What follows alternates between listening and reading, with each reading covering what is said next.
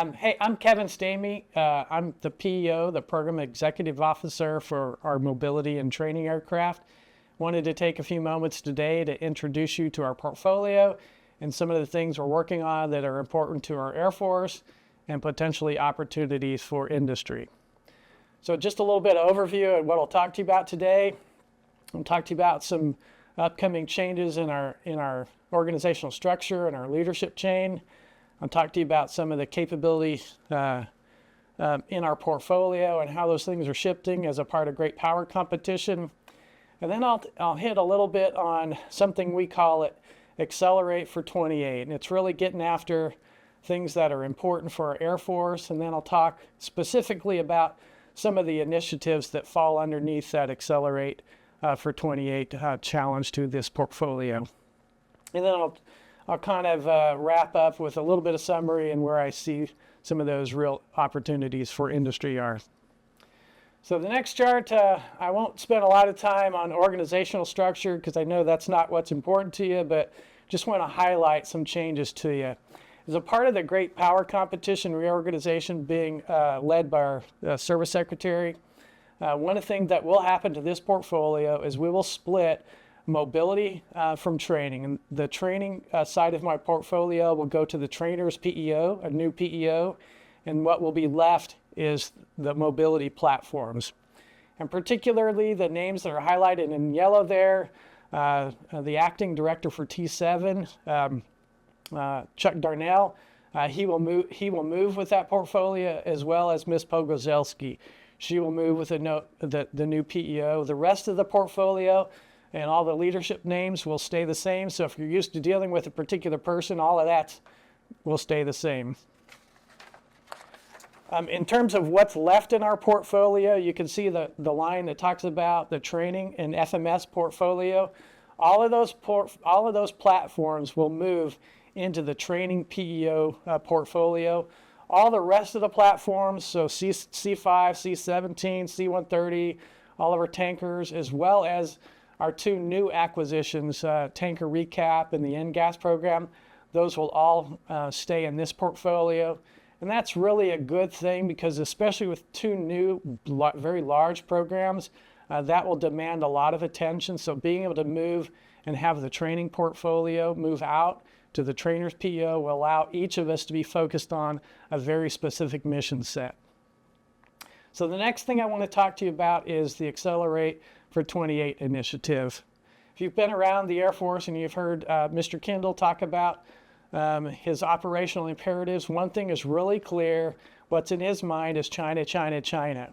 What you may not realize is he also has a timeline in mind. And until recently at AFA, he hadn't publicly talked about that timeline, but he was clear we are out of time with regard to our preparation for conflict. And so the Accelerate for 28 initiative is all about driving changes that affect things in the very near term in a 3 to 5 year time frame. So I've asked my portfolio to look at prioritizing initiatives that will have an effect in the 3 to 5 year time frame. And so LOE1 is really about all of those programmatic initiatives, specifically driving down our mission, or driving up rather, our mission capable rates and driving up aircraft availability.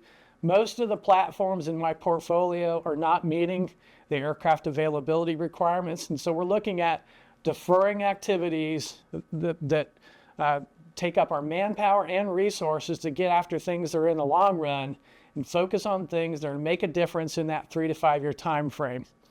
In our training portfolio, frankly, we're behind the power curve and we don't have 3 to 5 years. We're already impacting pilot production. So for the first time in our history, we might have aircraft that are sitting on the ground, not because they're not mission capable, but because we don't have a pilot to put in them. And that trend has to turn around. So we're putting everything we can into our attention to pull that pilot production impact to the left and get after aircraft availability on their training side. LOE2 is about resource management. Coming out of COVID, we and frankly have lost a little bit of steam in terms of our ability to get after the workforce and the facilities necessary to operate in conflict. As an example, when we went to the hybrid work concept, we gave up a lot of space and moved to kind of a hoteling concept. And if we had to bring back all of our personnel, we couldn't do it because we simply don't have enough space. We also don't have enough classified facilities for our people to work in. And in conflict, it's very possible that we could have to increase the number of terminals that we need for SIPR and JWICS terminals. So we're trying to look at all of our resources and facilities where we have places that we can add that additional capability. So if we have to rely on different types of facility and IT assets, we can do that in conflict. The next thing is about digital material management. I think it's very important to get after rapid change. I think digital is the key to being able to agile and adapt to a rapidly changing adversary as well. And the last one is about addressing our warfighter culture. Unfortunately, I think many of the things that we've been doing for the last several decades has been based on a peacetime mindset. Even though we've been in conflict for a long time, not a large-scale conflict with a near peer. And I think that takes a different kind of mindset. For instance, one of the challenges that I'll talk about in a little bit is about additive manufacturing.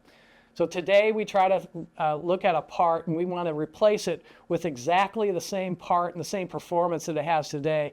In conflict, we might have to think differently and address a part or build a part and additively manufacture a part that has, say, 1,000 hours versus a 10,000 hour part. That's the kind of warfighting culture that I'm looking to change. So let me talk about some of the specific initiatives that we're getting after. I mentioned earlier, across my portfolio, we are failing to meet our aircraft availability challenges. And we're not going to get a windfall of cash to solve that problem. So we have to think differently and we have to think innovatively to buy back AA. So we need maintenance concepts that support this agile combat employment as well. And there are lots of things that we have to do to get after how we're going to operate in wartime that we don't have a lot of money to go get after. So we just have to think differently.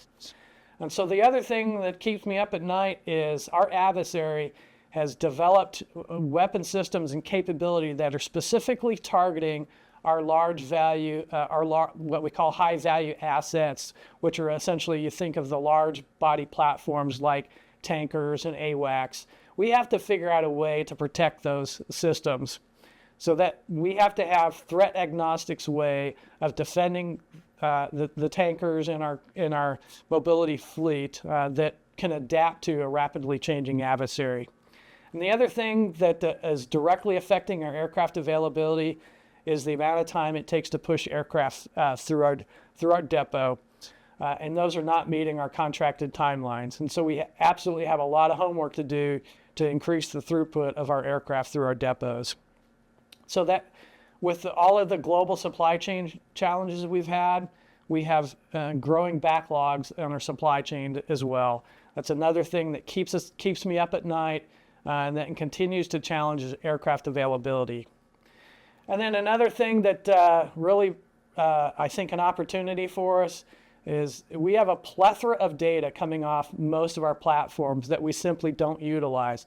If we could figure out a better ways to pull that data, analyze that data, and to address the problems that before they occur, or even to have a part waiting for an aircraft when it lands because the data is streaming off the aircraft. Those are the kinds of innovative things we need to do to buy aircraft availability back.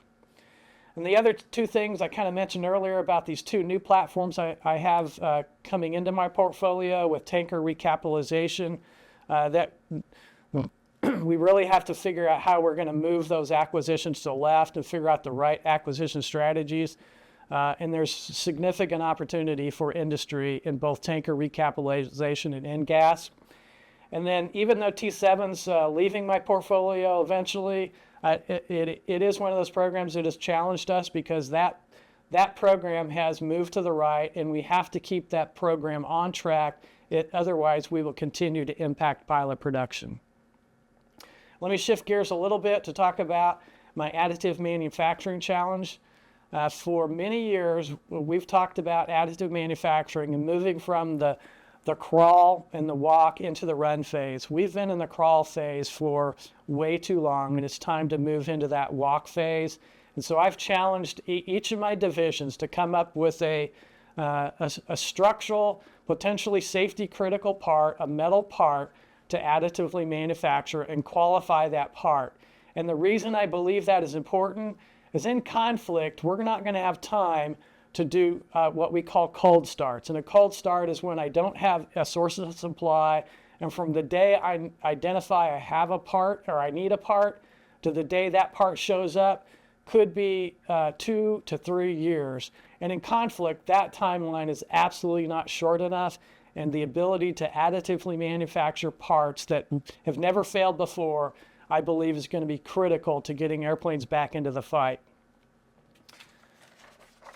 Moving on to kind of my next line of effort is digital manufacturing. And the chart you see there is essentially my roadmap and my vision for how we're going to do digital material management in my portfolio. And again, I think it has to be ingrained in all the things we do, and it will be a key enabler.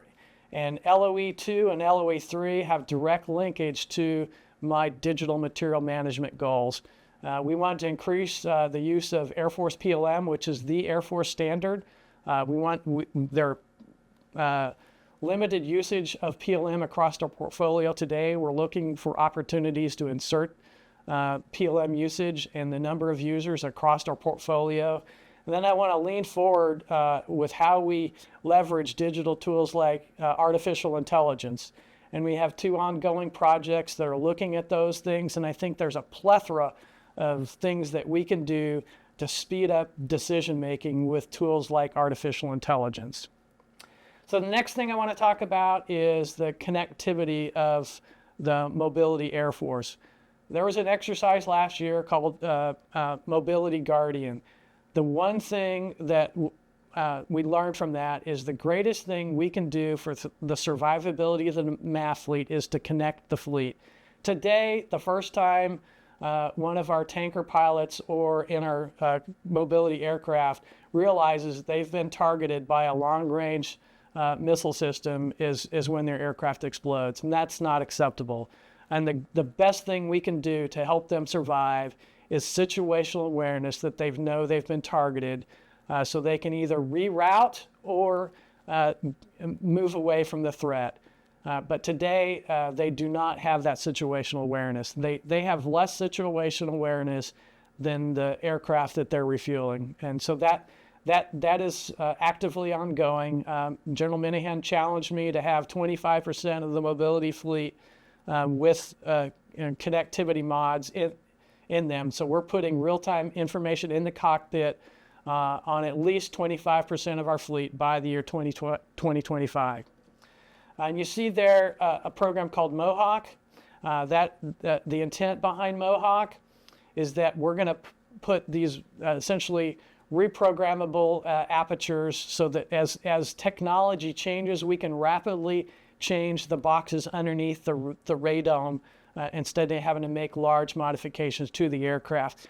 The one thing I will say, however, that I'm not a fan of regarding Mohawk is, as you can see, it's a fairly large dome that has a somewhat significant drag penalty. So we've sent an RFI out to industry to look at other ways to have either conformal or low profile antennas to essentially do the same thing, to have rapidly reconfigurable apertures, but have a low profile antenna that doesn't pay the same drag penalty. So I'm interested to hear from industry what they might have in that area.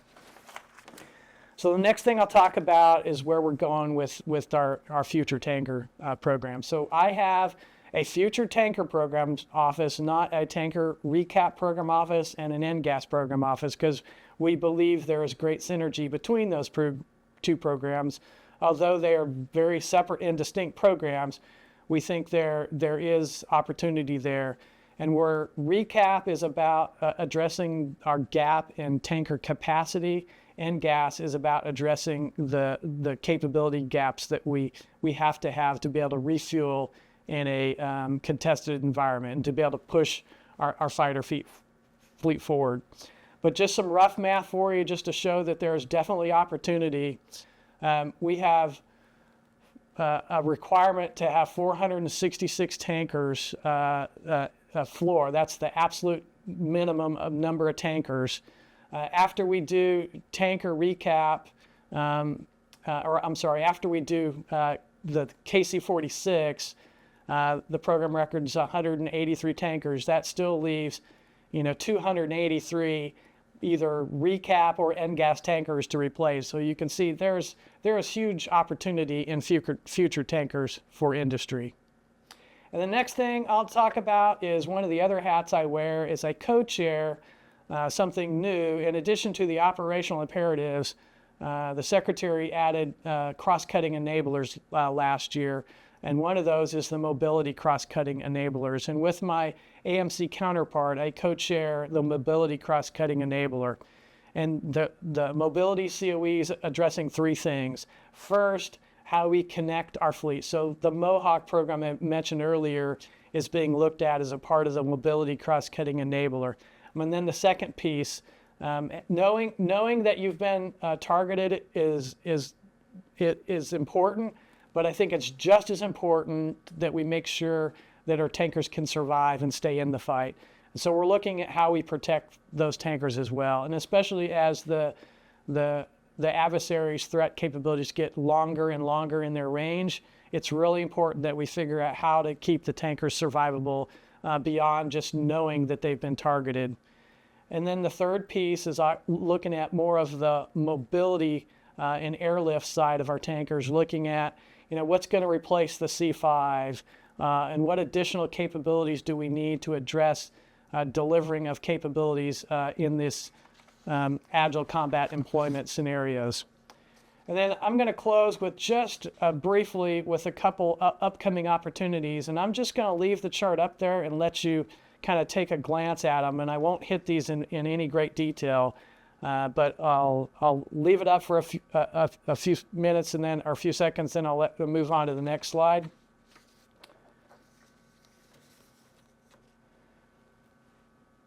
Okay, and with that, I'm interested to see you at the Lifecycle Industry Days, and hopefully I've whetted your interest to come find me or one of the leaders on my earlier chart. And if you've got things that you think can address some of our capability gaps and some of our challenges, we definitely want to hear from you. Thank you.